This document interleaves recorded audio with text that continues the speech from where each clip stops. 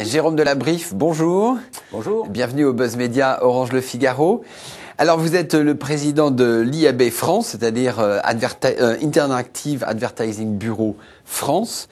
Le chiffre du jour, et vous l'avez présenté ce matin, c'est 3,3 milliards d'euros, le montant brut investi dans la publicité en ligne, hors search. Search, c'est la recherche, et là, c'est Google, franchement. En 2010, ça représente une hausse de 10,2%. Ça veut dire que l'année 2010, c'est le rebond, le retour de la croissance de ce qu'on appelle le display, les bannières et les vidéos? Absolument, tout à fait. On a une belle croissance en 2010 qui nous fait penser que nous rentrons dans une situation de reprise pour les investissements publicitaires sur Internet. Donc nous ne pouvons que nous en satisfaire et être contents. Tout à fait. Alors ça, c'est le volume. Est-ce que les tarifs ont progressé ou est-ce qu'on est toujours dans un monde où il y a une pression sur les prix? On a toujours cette pression sur les prix, donc on ne peut pas dire à aujourd'hui que les tarifs ont réellement explosé ou ont réellement changé par rapport au barème qu'on avait jusqu'à présent. En revanche, on voit très clairement un certain nombre de stratégies se positionner sur le coût pour 1000, c'est-à-dire au 1000 affichages, ou le coût au clic. Donc on voit des stratégies qui se définissent et qui permettent en fin de compte, selon la qualité des produits qui sont servis par les régies, d'augmenter les prix ou de voir certains prix à la hausse effectivement. Alors il y a certains patrons de télévision, Canal et TF1 qui disent que les publicités qui sont passées en ce qu'on appelle pré-roll avant leur vidéo ont à peu près les mêmes prix, le même coût pour 1000 que sur la télé. C'est vrai ça? Oui, absolument, absolument. Ce qui est intéressant parce que ça nous permet de voir également émerger sur le display, donc sur les publicités traditionnelles du net, ça nous permet de voir émerger de nouveaux modèles et de voir se mettre en place de nouveaux modèles. Alors on est en 2011 aujourd'hui. Est-ce qu'il y a encore des annonceurs qui sont réticents à annoncer sur le net? Très honnêtement, de moins en moins. De moins en moins. Aujourd'hui, on est très clairement dans une acquisition complète de l'ensemble du marché des annonceurs, de la démarche digitale, c'est-à-dire de la démarche de l'Internet fixe et de l'Internet mobile dans un futur proche. Et est-ce que les annonceurs font le couplage qui marche bien, c'est télé-web, c'est ça? Ça marche bien? Téléweb marche bien, oui, effectivement. Néanmoins, la meilleure combinaison aujourd'hui, c'est un plurimédia à 5 canaux, c'est-à-dire presse, Internet, radio, affichage extérieur et cinéma. D'accord. Donc c'est le schéma le plus classique aujourd'hui, ou surtout celui qui fonctionne le mieux en termes d'investissement. Alors aujourd'hui, en tant que président de l'IAB France, il y a un gros sujet qui est la régulation, parce que Bruxelles s'est emparé de ce sujet. Bruxelles veut réguler ce qu'on appelle les cookies. Voilà, ces petits logiciels espions. Vous prenez plutôt l'autorégulation ou vous voulez qu'il y ait ou une directive européenne ou une loi française? Alors, à aujourd'hui, Bruxelles a déjà statué sur le sujet, donc nous avons une réglementation, une loi qui va arriver en France sous forme du paquet télécom et qui va donc devoir être agrégée en France. Bon. Tout le débat aujourd'hui sur les cookies, donc comme vous le disiez, ces petits logiciels, aujourd'hui, nous avons, pour permettre la meilleure fluidité de navigation d'un utilisateur, nous avons besoin de pouvoir mettre ces cookies de façon à ce que on puisse calibrer la publicité que l'on va servir et donc donner une fluidité à la navigation. Donc les cookies sont, oui, une nécessité.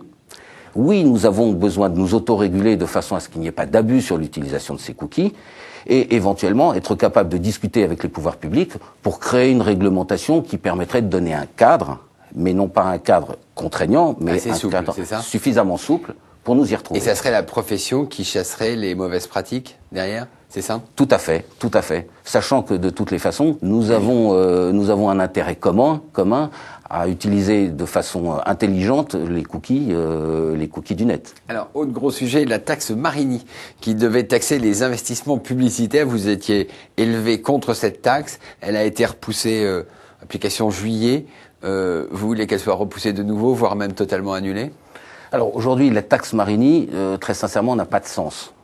Pourquoi n'a pas de sens? Parce que taxer les investissements publicitaires sur un média ou sur une industrie qui est en plein développement, c'est prendre réellement le problème à l'envers. On ne commence pas à taxer quelque chose qui se développe. Ça, c'est le premier point. Deuxième point, la taxation des investissements aujourd'hui sur Internet, on n'a pas nécessité, nous, ou plutôt le modèle qui nous est proposé n'a juste pas de sens et n'a pas de réalité. Donc on s'élève très contre cette taxation. Mais au début, c'était l'histoire de la taxe Google. On s'est aperçu que c'est très compliqué de taxer Google, donc on a déplacé ça et on taxe les annonceurs, c'est ça? Alors déjà, l'appellation taxe Google n'existe pas, elle n'a pas de sens. Parce que déjà, dans la définition de ce qui avait été fait dans un premier temps sur la taxe Google, Google était le seul qui n'était pas taxé. Oui. Donc déjà, on partait pas bien. Ouais. Dans un second temps, l'application, et effectivement, comme vous le soulignez, l'application d'une taxe sur les investissements est extrêmement complexe. Donc ça n'aurait de toute façon... Vous demandez qu'elle soit abrogée, c'est ça? Tout à fait. Tout à fait. Et nous avons bon espoir. Alors, Google, précisément, Bruxelles a ouvert une enquête contre, non pas la position dominante, parce que ça, c'est pas interdit, contre éventuel abus de position dominante. Quelle est la position de l'IAB là-dessus?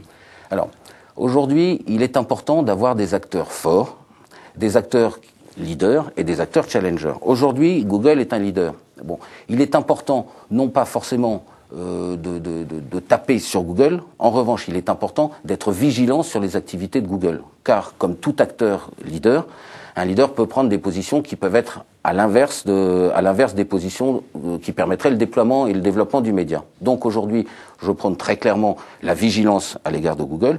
Donc, une enquête sur Google, peut-être que le mot enquête est un peu fort. En revanche, savoir comprendre ce que fait Google aujourd'hui sur le net est absolument une nécessité, au même titre que d'autres acteurs peut-être demain. Donc vous demandez plutôt une transparence de la part de Google plutôt que des mesures de Bruxelles, c'est ça? Exactement. Je crois que par la transparence, nous arriverons à éviter des réglementations qui finalement, en fin de compte, pénalisent ou peuvent pénaliser l'ensemble du média. Mais en revanche, une transparence est absolument nécessaire pour que nous puissions nous déployer en toute pérennité. Alors le problème, c'est que Google n'est pas transparent naturellement. Donc il faut qu'il y ait quelqu'un qui lui demande de l'être. Exactement. C'est un point important, c'est-à-dire que nous pouvons avoir effectivement le législateur qui demande cette transparence et les autres acteurs du métier qui permettent de mettre les bons jalons pour permettre cette transparence. Très bien. Jérôme Delabrief, merci beaucoup et nous nous retrouvons demain avec un nouvel invité. Merci à vous.